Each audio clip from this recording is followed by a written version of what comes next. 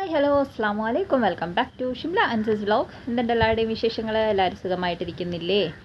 ഇപ്പോൾ ചെറുതായിട്ട് ഇവിടെ മഴ പെയ്ത് തുടങ്ങുന്നുണ്ട് കേട്ടോ. പിള്ളേർ വരാൻ സമയമായി. എപ്പോഴും ഉള്ളതാണ്. പിള്ളേർ വരുന്ന സമയത്ത് ഇങ്ങനെ ചെറുതായിട്ട് മഴ പൊടിഞ്ഞും ചാറിയും ഒക്കെ തുടങ്ങാറുണ്ട്. ഇന്നും സെയിം സിറ്റുവേഷൻ. ചെറിയ രീതിക്ക് മഴ പെയ്തു തുടങ്ങിയിട്ടുണ്ട് കേട്ടോ. അന്നമ്മ സ്കൂൾ തുറന്നിട്ട് ഇന്നാണ് സ്കൂളിൽ പോകുന്നത്. പനിയും ഭയങ്കര പനിയില്ലെങ്കിലും ചെറിയൊരു പനിയും കാര്യങ്ങളൊക്കെ ഉണ്ടായിരുന്നു. ഇന്നലെ പക്ഷേ റൈഹു സ്കൂളിൽ പോയി കേട്ടോ.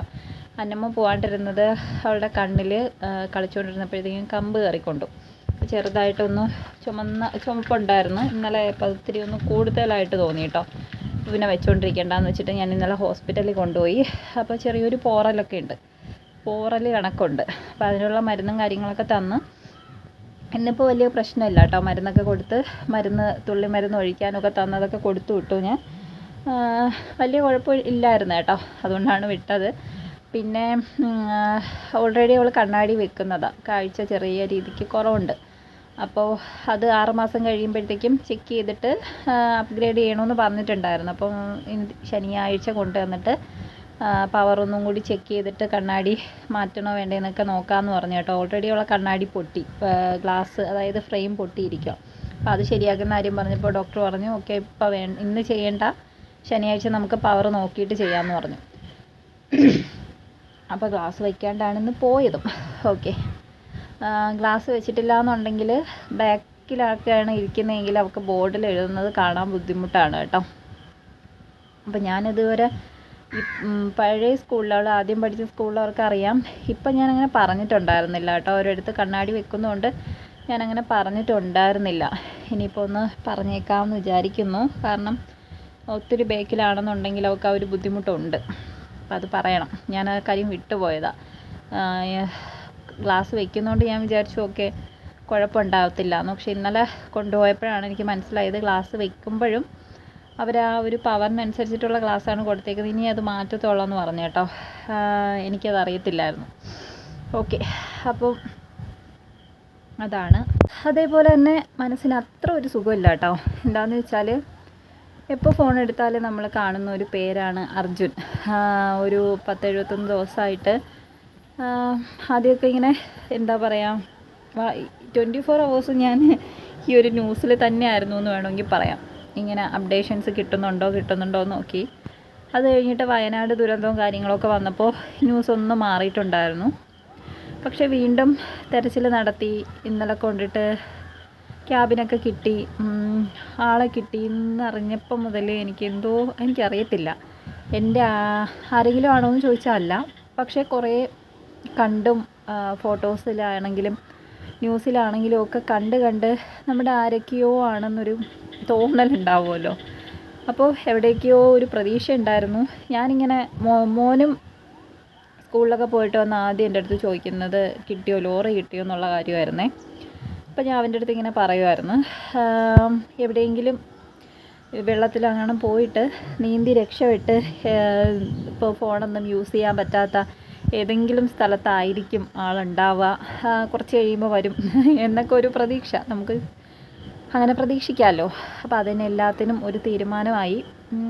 ഇന്നിപ്പോൾ ശരിക്കും പറഞ്ഞാൽ ഈ വീഡിയോ എടുക്കുന്നതിന് കുറച്ച് മുമ്പ് ക്യാബിനിലുള്ള കുറച്ച് സാധനങ്ങളും കാര്യങ്ങളും ഒക്കെ കാണിക്കുന്ന ഒരു ന്യൂസ് കണ്ടിട്ടുണ്ടായിരുന്നു.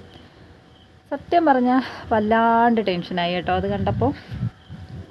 കുഞ്ഞിൻ്റെ കളിപ്പാട്ടവും ആൾ ഉപയോഗിച്ചിരുന്ന സാധനങ്ങളും ഡ്രസ്സുകൾ, ഞാൻ അതിൻ്റെ റീൽസും കാര്യങ്ങളും ഇൻസ്റ്റയിലുള്ള റീലും കാര്യങ്ങളൊക്കെ കണ്ടിട്ടുണ്ടായിരുന്നു. അപ്പോൾ അന്ന് അതിലുണ്ടായിരുന്ന ഡ്രസ്സും ഒക്കെ കണ്ടപ്പോൾ ഒരു വല്ലാത്ത ഫീല്. വീട്ടുകാർക്ക് തരണം ചെയ്തു പോകാനുള്ളൊരു ഇത് കൊടുക്കട്ടെ അല്ലേ, അല്ലാതെ എന്താ പറയുക. നഷ്ടങ്ങൾ എപ്പോഴും നഷ്ടങ്ങൾ തന്നെയാണ് കേട്ടോ. ഞാൻ ആ കുഞ്ഞിനെ കുറിച്ചിട്ടാണ് ചിന്തിച്ചത്. ഞാൻ ആ ഒരു സിറ്റുവേഷനിലൂടെ കടന്നു വന്ന ഒരാളായതുകൊണ്ട് ആ കുഞ്ഞിൻ്റെ ഭാഗത്തുനിന്ന് ചിന്തിക്കാനാണ് എനിക്ക് പറ്റുക. ഓക്കെ, അതായത് എൻ്റെ വാപ്പായും എനിക്കൊരു 6 വയസ്സൊക്കെ പ്രായമുള്ളപ്പം മരിച്ചു പോയതാണ്. അപ്പോൾ ഒറ്റയടിക്ക് നമ്മളെ ലൈഫിൽ നിന്ന് ഒരാൾ നഷ്ടപ്പെടുമ്പോൾ ചിലപ്പോൾ കുഞ്ഞുങ്ങളുടെ സ്ഥാനത്ത് നിന്ന് വലിയ ആൾക്കാർ ചിന്തിക്കണം എന്നില്ല. അവർക്കതെങ്ങനെ ഫീലാവും, അല്ലെങ്കിൽ അവരതിനെക്കുറിച്ചിട്ട് ചിന്തിക്കുന്നുണ്ടോ, അവർക്ക് അതൊരു നഷ്ടമായിട്ട് തോന്നുന്നുണ്ടോ എന്നുള്ള കാര്യങ്ങളൊന്നും ചിലപ്പം മുതിർന്ന ആൾക്കാർ ചിന്തിക്കുന്നുണ്ടാവില്ല കേട്ടോ. ശരിക്കും ഈ വലിയ ആൾക്കാരെ പോലെ തന്നെ കുഞ്ഞുങ്ങൾക്കും അത് ഒരു വലിയ നഷ്ടം തന്നെ ആയിരിക്കും. അവരുടെ ഉള്ളിൽ അതൊരു വലിയ നീറ്റലായിരിക്കും. ലൈഫ് ലോങ് അതൊരു ഡ്രോമയായിട്ടോ ഒക്കെ ഇങ്ങനെ കൂടെ ഉണ്ടാവും.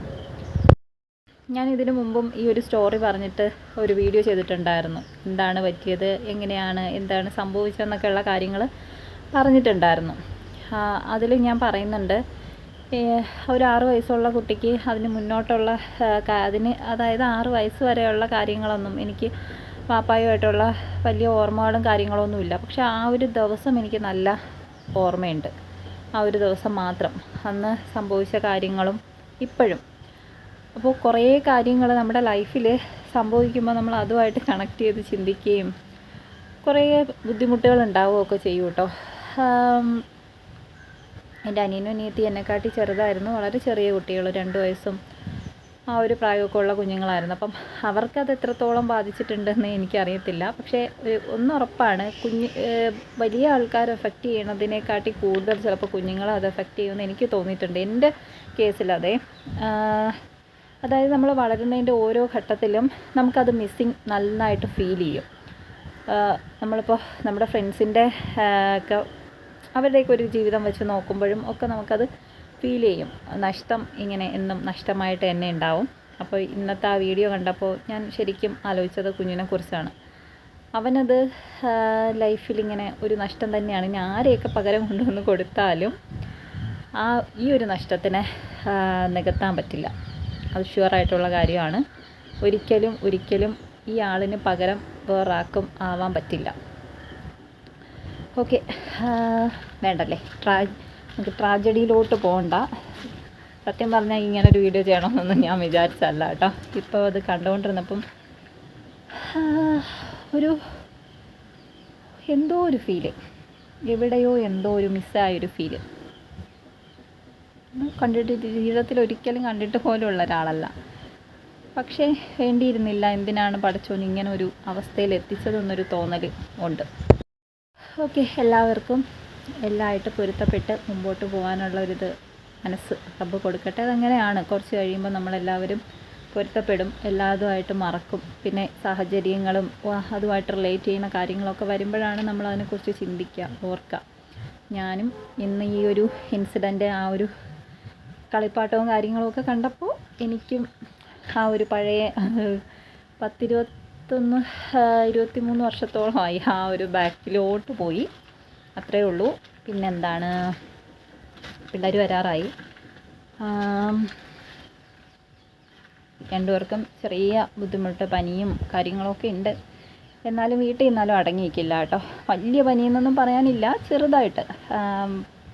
വൈകിട്ടാകുമ്പോൾ ചെറിയൊരു ചൂടും കാര്യങ്ങളൊക്കെ, അത്രയേ ഉള്ളൂ. പിന്നെ എക്സാമൊക്കെ ആവാറായി. വീട്ടിൽ നിന്നാലും അടങ്ങി നിൽക്കില്ല. ഞാനിപ്പോൾ വയ്യാന്ന് വെച്ചിട്ട് വീട്ടിൽ നിർത്തിയതാണ്. കണ്ണിൽ കമ്പ് കയറിക്കൊണ്ട് അവർ എല്ലാവരും കൂടി കളിച്ചത് നിങ്ങൾ വീഡിയോയിൽ കാണാറുണ്ടല്ലോ. ഭയങ്കര വീട്ടിലുള്ള ദിവസങ്ങളിൽ അവരും മാമാടെ മക്കളും ഉണ്ടാവും. 4 പേരുടെ നല്ല ബഹളമായിരിക്കും. അപ്പോൾ അങ്ങനെ കളിച്ച വഴിക്കെങ്ങാണ്ട് കമ്പ് കൊണ്ടതാണ്. വലിയ പ്രശ്നമില്ല, അൽഹംദുലില്ലാ. പിന്നെ അന്നമ്മേൻ്റെ കണ്ണാടി കാര്യങ്ങളൊക്കെ ഒന്ന് ശരിയാക്കണം, വെച്ച് കൊടുക്കണം. കണ്ണാടി ഇല്ലാണ്ട് കുറച്ച് ബുദ്ധിമുട്ടൊക്കെ ഇങ്ങനെ ഒത്തിരി അടുത്ത് വെച്ചാലേ കാണാൻ പറ്റുള്ളൂ. അപ്പോൾ ഇന്നലെ വരെ ഞാൻ വിചാരിച്ചിരുന്നത് കണ്ണാടി ഇടുമ്പോൾ ഒക്കെ എല്ലാം ക്ലിയറായിട്ട് കാണുന്നുണ്ട് എന്നാണ്. അപ്പോൾ കൊണ്ടുപോയപ്പോൾ കണ്ണാടി വെച്ചിട്ട് തന്നെ അവരിങ്ങനെ ചെക്ക് ചെയ്തപ്പോൾ ഒക്കെ പഴയ പോലെ തന്നെയാണ്. അപ്പോൾ അതൊക്കെ അറിഞ്ഞപ്പോൾ അതും ഉണ്ട് കേട്ടോ, എന്തൊക്കെയോ ഒരു ടെൻഷൻ്റെ പോലെ. അപ്പോൾ അത്രയൊക്കെ ഉള്ളൂ. ഇന്നൊരു ടെൻഷൻ പിടിച്ച, സങ്കടം പിടിച്ചൊരു വീഡിയോ ആയിപ്പോയി.